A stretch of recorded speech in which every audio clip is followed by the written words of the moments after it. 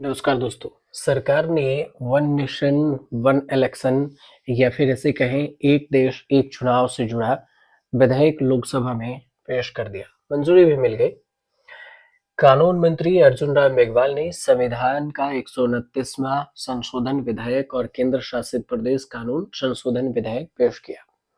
12 दिसंबर को प्रधानमंत्री नरेंद्र मोदी की अध्यक्षता में केंद्रीय मंत्रिमंडल ने इस विधेयक को मंजूरी दी थी।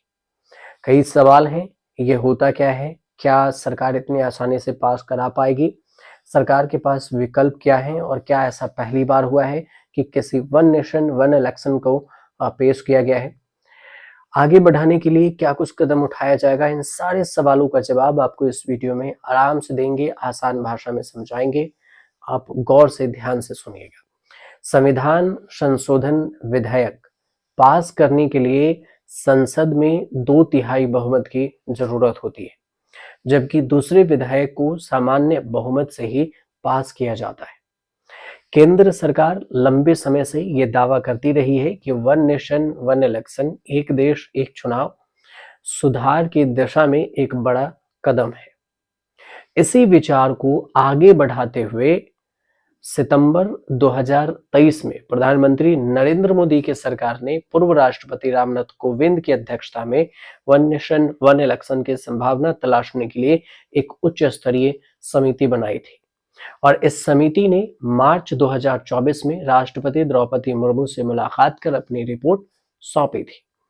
समिति में शामिल प्रमुख सदस्यों में से केंद्रीय गृह मंत्री अमित शाह, कांग्रेस के पूर्व नेता गुलाम नबी आजाद, 15वें वित्त आयोग के पूर्व अध्यक्ष एनके सिंह, लोकसभा के पूर्व महासचिव डॉक्टर सुभाष कश्यप, वरिष्ठ अधिवक्ता हरीश साल्वे और चीफ विजिलेंस कमिश्नर संजय कोठरी भी इसमें शामिल थे।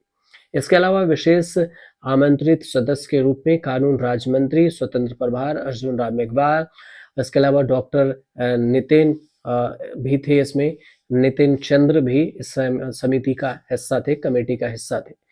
191 दिनों की रिसर्च के बाद इस समिति ने 18,626 पन्नों की एक डिटेल्स रिपोर्ट तैयार की। सितंबर 2024 में प्रधानमंत्री मोदी की अध्यक्षता में केंद्रीय मंत्रिमंडल ने समिति के सिफारिश को मंजूरी दी थी। इसके बाद 12 दिसंबर को वन नेशन वन इलेक्शन से जुड़े विधेयक को केंद्रीय मंत्रिमंडल ने अपनी मंजूरी दे दी, जो कि इसे कानून बनाने की दिशा में कदम भी है। सिफारिशें क्या है? पूर्व राष्ट्रपति रामनाथ कोविंद की अध्यक्षता वाली इस समिति का ये कहना है कि सभी पक्षों, जानकारों और शोधकर्ताओं, रिसर्चरों से बातचीत के बाद ये रिपोर्ट तैयार की गई है। रिपोर्ट के मुताबिक 47 राजनीतिक दलों ने अपने विचार समिति के साथ रखे हैं। 32 दल वन नेशन वन इलेक्शन के समर्थन में थे। रिपोर्ट में यह भी कहा गया कि 15 दलों को छोड़कर बाकी 32 दलों ने साथ साथ चुनाव कराने का समर्थन किया।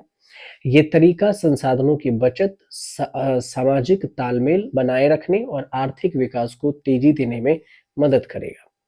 1991 से 1967 तक भी एक साथ एक चुनाव हुए थे, लेकिन उस वक्त लोकसभा और सभी विधानसभा के चुनाव एक साथ कराए जाते थे, लेकिन बाद में इसे बदल दिया गया।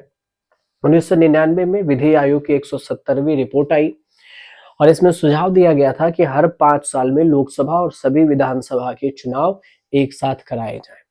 2015 में संसदीय समिति की जो 19वीं रिपोर्ट थी, 79th अमेंडमेंट था, इस रिपोर्ट में ये चुनाव कराने के लिए 2 चरणों में करने का तरीका बताया गया।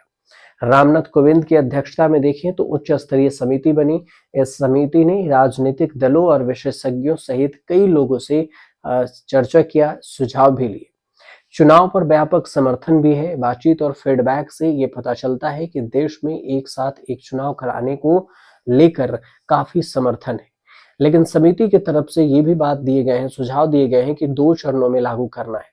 चुनाव कराने की योजना 2 चरणों में लागू होना चाहिए। पहला, लोकसभा और सभी राज्य विधानसभा के चुनाव एक साथ कराए जाए और दूसरा, आम चुनाव के 100 दिनों के भीतर ही पंचायत और नगर पालिका जैसे स्थानीय चुनाव कराए जाए। समान मतदान, जो मतदाता लिस्ट है, सभी चुनावों के लिए एक ही मतदाता की लिस्ट इस्तेमाल होगी।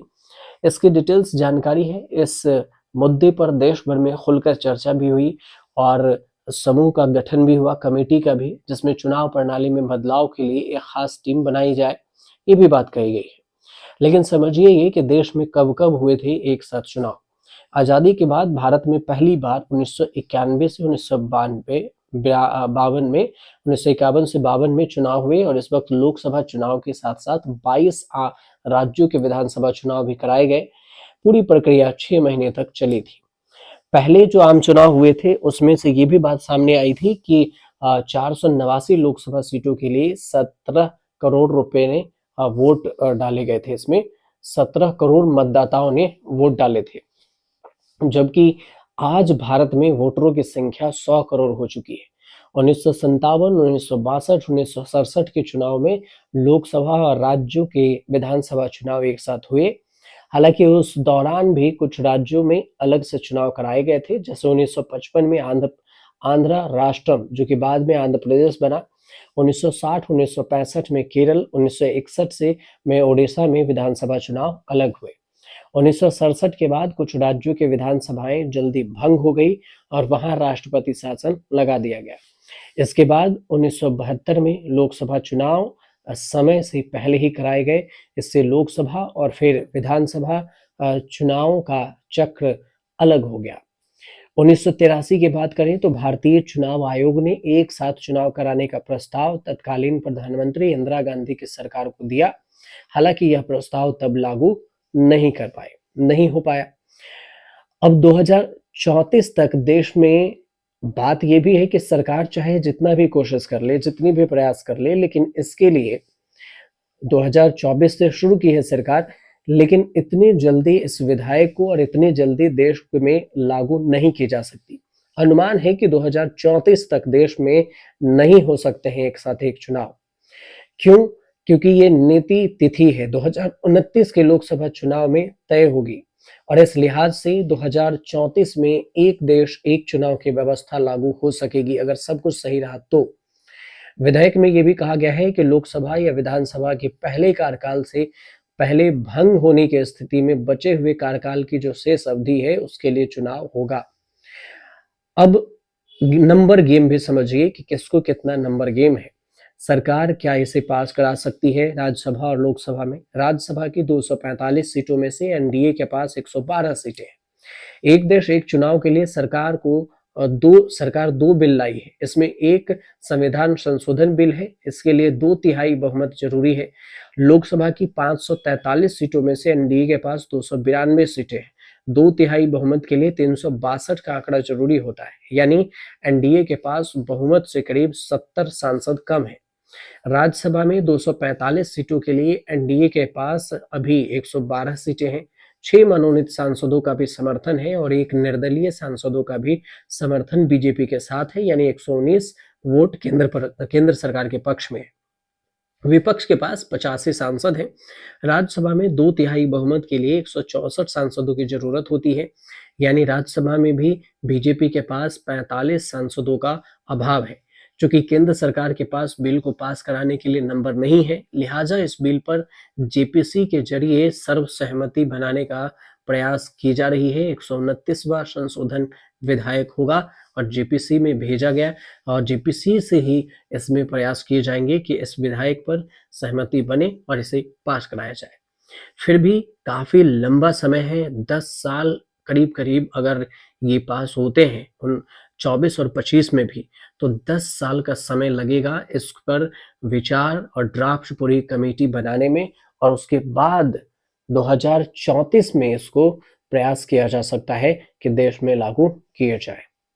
फिलहाल उम्मीद करते हैं कि आपको ये जानकारी अच्छी लगी हो। अगर जानकारी पूरी समझ में आ गई हो आसानी से, तो आप चैनल को सब्सक्राइब कीजिएगा, शेयर कीजिएगा, कमेंट कीजिएगा।